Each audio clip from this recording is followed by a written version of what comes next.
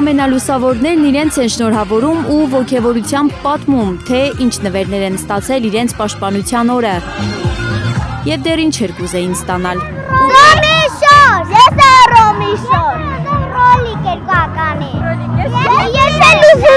Ես ուզում եմ ֆուտբոլիստի շոր։ Լիքը նվերներ եմ ես ստացել։ 8-ամյա Նարեն մայրիկի ու քույրերի հետ է Ազատության հրապարակ եկել, տոնելու նաև իր ծննդյան տարեդարձը։ Պահարանից իր ամենագեղեցիկ զգեստն է ընտրել, մազերը հատուկ հարդարել, ասում է այսօր սրտի ուզածի չափ թրվռալու է։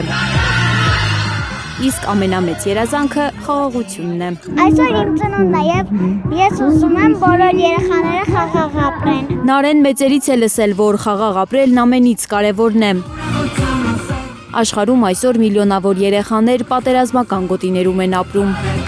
Ուզում եմ միայն խաղաղ երկնքի տակ, միշտ ուրախություններ լինի նրանց կյանքում։ Ինչպես անցնում է մանկությունը, այնպես է լինում է ողջ կյանքը։ Մենք պետք է այնպես անենք, որ նրանց կյանքը վառ գույներով ու անհարթ անցնի։ Ամենակարևորը խաղաղություն, երջանկություն, դրանից կարևոր բան չկա, ես թվում է։ Մեծ խաղահրապարակ են դարձել Ազատության հրապարակն ու Հյուսիսային պողոտան։ Օրվա հերոսներն իրենք են որոշում ինչ անել՝ վազվզել, վայելել պարային բեմադրությունները, բամբակ ուտել, թե ջրաներկով ու գունավոր մատիտներով ներկել իրենց սիրելի հերոսներին։ Կենդանի եմ ներկում իշխոր դինոզավրին։ Իսկ դու ինչի ես հենց այդ գույները ընտրել։ Որտև այդ գույները իմ սիրալին է, սպիտակ ու կարմիր։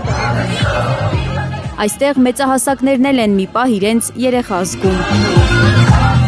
Բարձր տրամադրություն, գունագեղ փուչիկներ ու ժպիտներ քաղաքի ամեն անկյունում են։